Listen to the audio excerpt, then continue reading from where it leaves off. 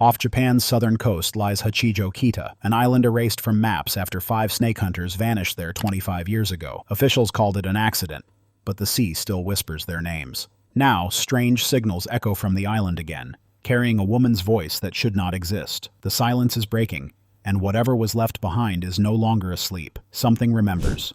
Something waits. The mission that should never have happened.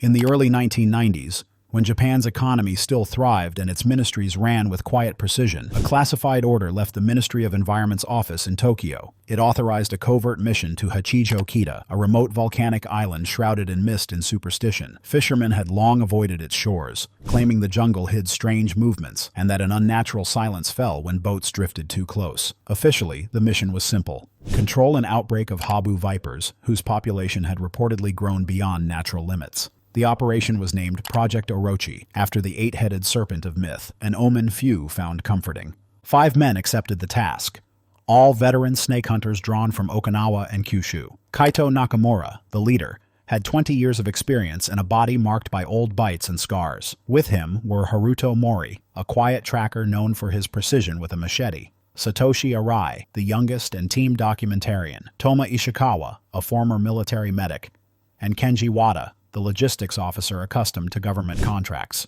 They departed Tokyo Bay aboard a research vessel loaded with cages, tranquilizers, radio gear, and crates of antivenom. The 2-day voyage grew uneasy as they neared the island. The sea turned rough, and the mist thickened until Hachijō-Kita appeared, dark cliffs rising abruptly from the ocean. No seabirds circled, no fish moved beneath the hull, and even the surf sounded muffled.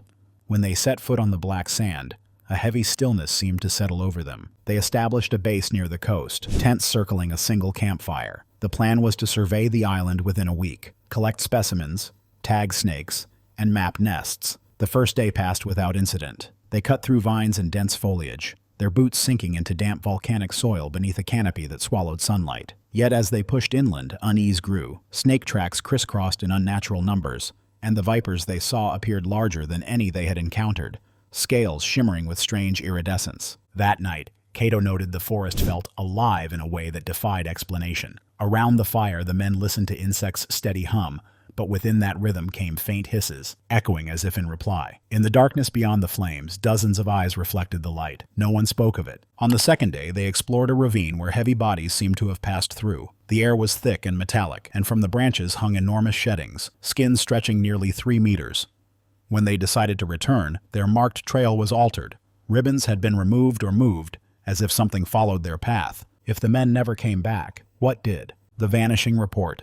The official account released by Japan's Ministry of Environment was brief and deliberately cold. 5 hunters sent to Hachijō-Kita Island for a habu population control mission had vanished during a severe typhoon. The government labeled it a maritime accident, citing capsized vessels, strong winds, and communication failure. Within 2 weeks, the case was closed, and the island was declared off-limits for research or visitation. Each family received a visit from government representatives bearing sealed envelopes. The letters expressed regret, offered compensation, and included a confidentiality clause. Discussion with the media was forbidden under national security law. Fear and grief kept the families silent. Months later, whispers surfaced among Tokyo journalists about inconsistencies in the official story. A coastal radio operator claimed the team's final transmission had not sounded like a storm emergency. He'd heard screams and strange interference before the signal died. His statement never appeared in print, and he was reassigned days later. The report vanished from records. Among those intrigued was Ayaka Tanabe, a young reporter at a small Shizuoka newspaper. She'd grown up hearing sailors' tales about islands the government avoided. The Hachijō-Kita disappearance caught her attention not for its notoriety, but because it had been erased so completely. All she found was a brief, sanitized press release, an emptiness that itself felt suspicious. Ayaka began with the families. Most refused to speak, terrified of repercussions. But Satoshi Arai's sister agreed to meet her. Over tea in a quiet Tokyo apartment, she described the night officials delivered the news. One had referred to the island as contaminated, but refused to elaborate. She also revealed Satoshi had sent a final letter days before vanishing, describing something in the forest that should not have been alive. Investigators later confiscated it. Determined, Ayaka filed numerous information requests, all denied. Then one morning, A plain envelope appeared in her newsroom mailbox. Inside was a single photocopied page labeled Confidential Environmental Assessment, Project Orochi. It mentioned anomalous ecological behavior and biohazard potential. The date March 12, 1992, matched the expedition's timeline. Ayaka traveled along nearby coasts, speaking with fishermen who'd worked those waters for decades. They avoided eye contact, their voices low. One claimed to have seen pulses of light moving through the jungle at night.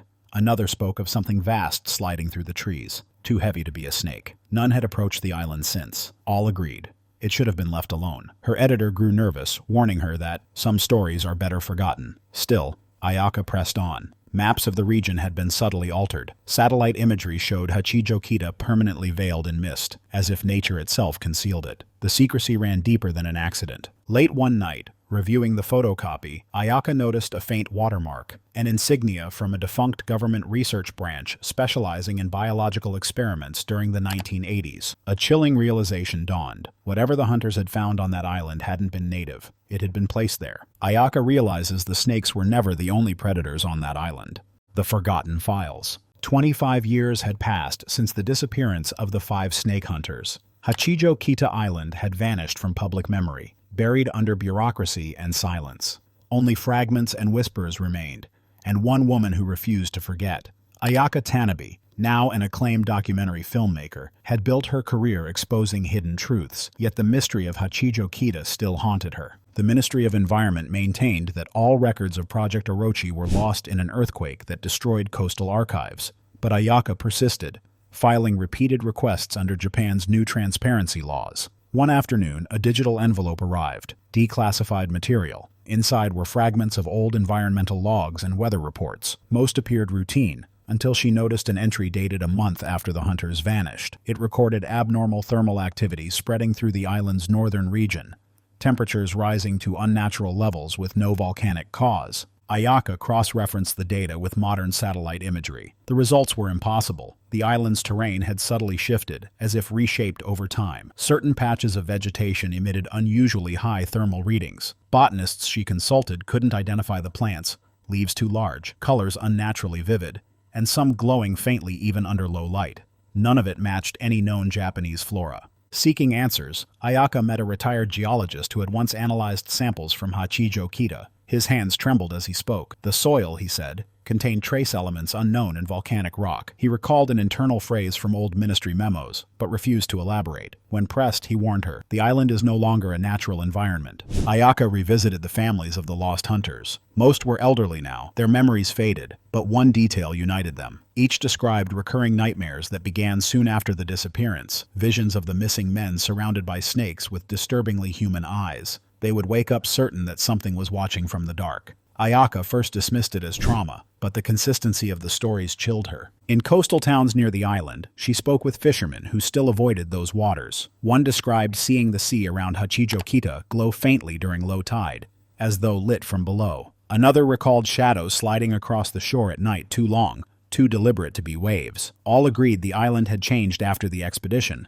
as if it had absorbed something from the vanished men. Using her production contacts, Ayaka arranged a drone survey of the restricted zone. The footage returned warped, filled with static and distortion, as though the signal were being devoured. The few clear frames showed movements beneath the dense canopy, large, fast, deliberate. Her operator swore he heard faint sounds through the interference, low rhythmic vibrations that resembled breathing. Then, at night, they hear human voices whispering in the underbrush, calling their names. Return to Hachijō-Kita. Ayaka Tanabe's decision to return to Hachijō-Kita was not impulsive. After months of studying documents, satellite images, and witness accounts, she reached one conclusion. The truth could not be found behind a desk. To understand what happened 25 years earlier, she would have to set foot on the island herself. Despite her growing unease, she assembled a small, disciplined team built for survival, not fame. Her first recruit was Dr. Ryo Shimizu, a biologist who had spent his career studying venomous species across Southeast Asia.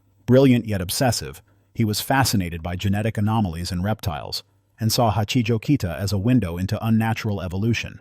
Naomi Kuroda, a seasoned survivalist and medic, joined next. She had led expeditions through jungles and swamps, and did not flinch when Ayaka described the island's history. The final member was Takashi Endo, a retired soldier who had once participated in a classified search mission near the island. His silence and haunted stare told Ayaka he had already seen what waited there. They departed from a small coastal port under the guise of filming a documentary on abandoned islands. Their boat carried drones, cameras, rations, and minimal weapons. The sea darkened as they neared their destination, and the island emerged from the mist like a shadow made solid, cliffs towering over a restless ocean. Even the wind seemed to falter. When they landed, the silence was total. The air was thick, humid, and faintly rotten. Trees rose close together, roots twisting through the black volcanic soil like veins. Ayaka felt a subtle vibration beneath her feet, dismissing it as nerves.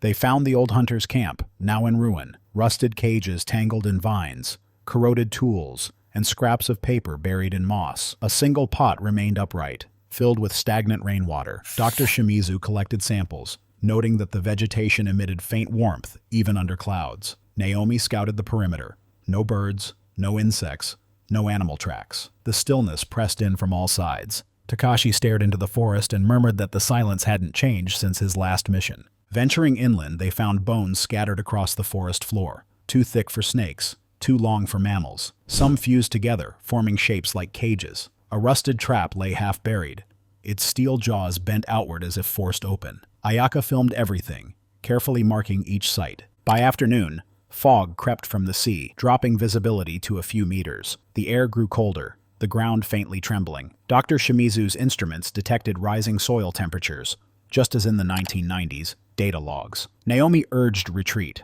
but Ayaka pressed on until they reached a collapsed structure, shattered glass, broken instruments, and a metal plaque half buried in ash. The faded inscription read, Project Orochi, and the creatures remember their creators. The hybrid curse. The discovery came when Dr. Ryo Shimizu uncovered a corroded metal case buried beneath vines inside the ruined structure. Inside lay an old VHS camcorder, its plastic cracked but the tape miraculously intact. Ayaka Tanabe held it with trembling hands, knowing it had likely belonged to one of the original hunters. If the footage survived, it might reveal what truly happened 25 years earlier. Back at camp, they spent hours stabilizing the generator to power the playback equipment. When the screen finally flickered to life, the image was grainy but unmistakable. 5 men moving through dense jungle. It was the missing Project Orochi team. Kaido Nakamura faced the camera, speaking in a calm, rehearsed tone. He reported that their mission had expanded beyond snake collection. Behind him stood several large cages, each containing something that moved, thick,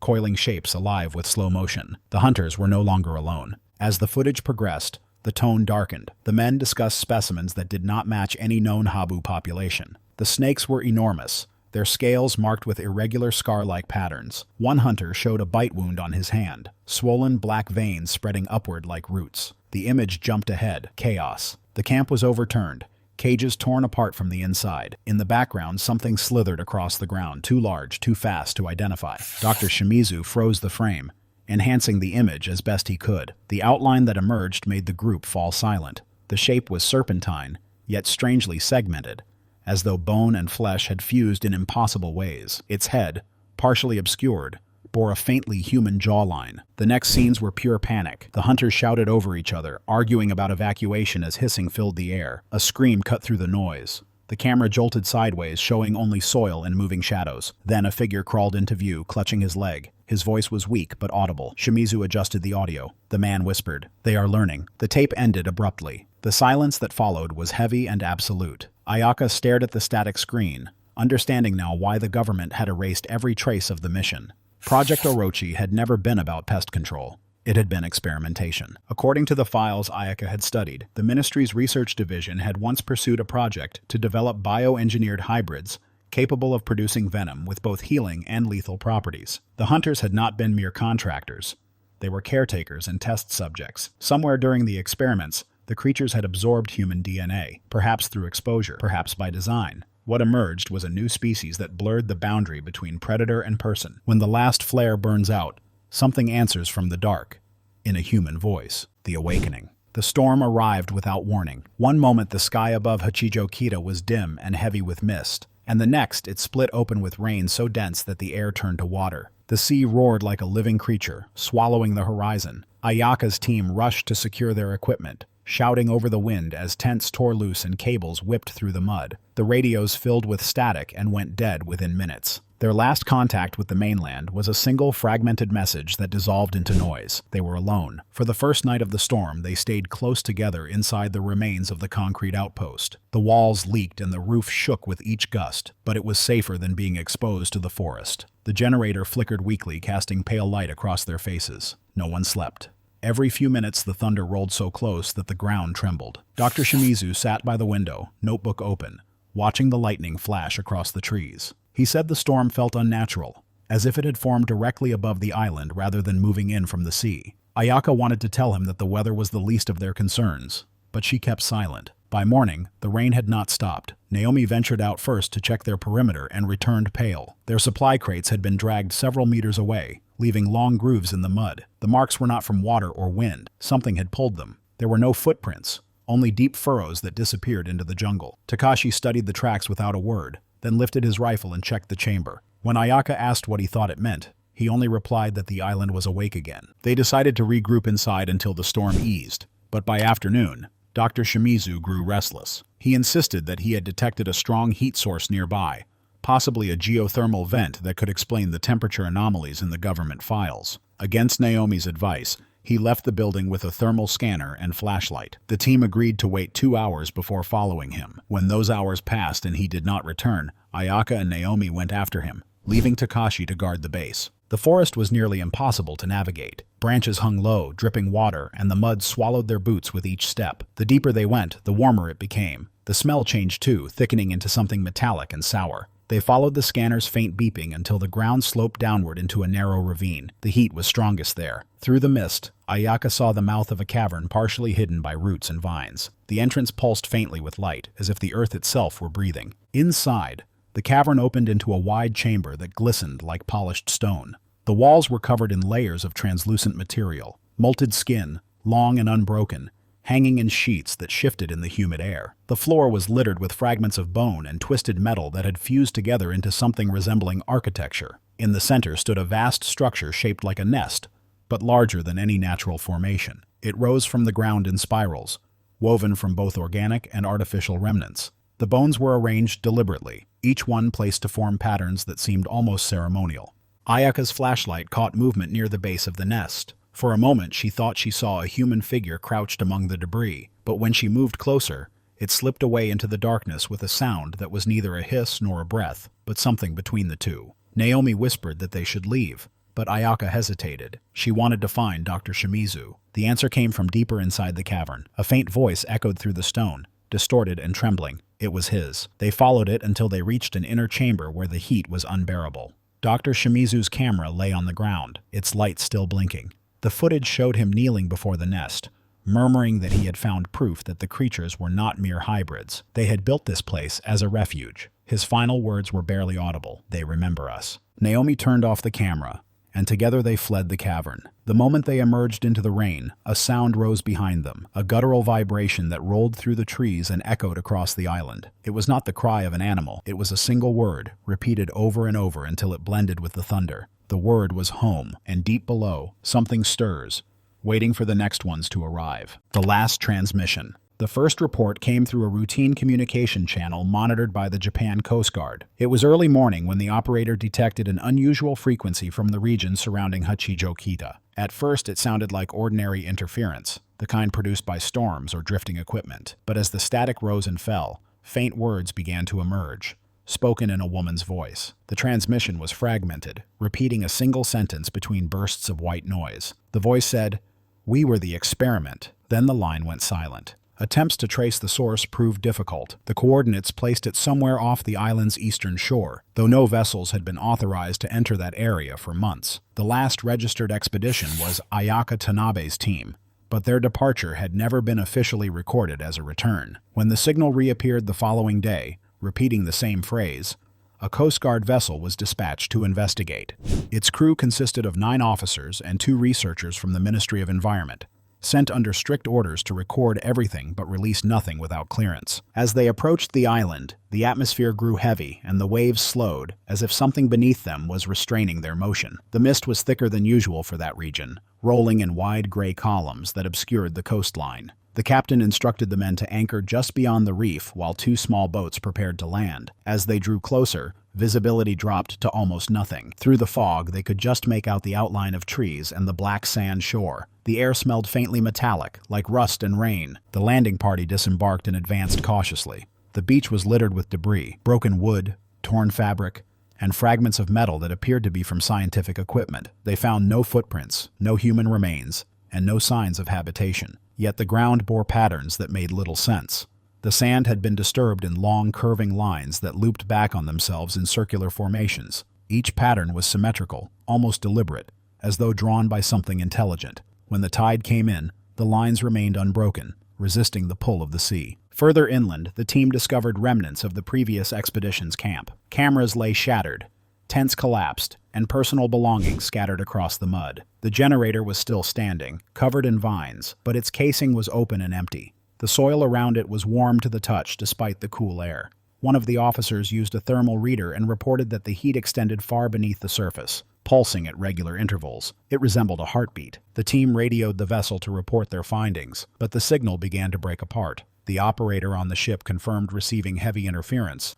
Then the connection was lost entirely. Moments later, those on shore heard a sound rising from the direction of the forest. It was not a cry or an echo, but a continuous low vibration that made the ground tremble. The sound grew louder until it filled the air like a deep hum. The trees shifted slightly as if pushed from below. The officers raised their weapons but saw nothing. The sound stopped as abruptly as it had begun, leaving only silence. They returned to the shoreline, intending to retreat, but what they saw there rooted them in place. The sand was moving. Thousands of serpents had emerged from beneath the ground, their scales glinting faintly in the dim light. They moved together, not in chaos but in unison, forming precise shapes that twisted and coiled around each other. The officers backed away, firing flares that illuminated the beach in bright orange light. For a brief moment, the reflection revealed something enormous moving beneath the shallow waves, its outline indistinct but massive. Then the flares died, and the darkness swallowed everything. The few who made it back to the vessel were silent for the entire return journey. Their report was delivered directly to government officials, who sealed it immediately. The ministry declared Hachijō-Kita a restricted biological hazard zone. Maps were redrawn to remove its coordinates, and all mention of it disappeared from public archives. The official explanation for the intercepted signal was listed as electromagnetic distortion.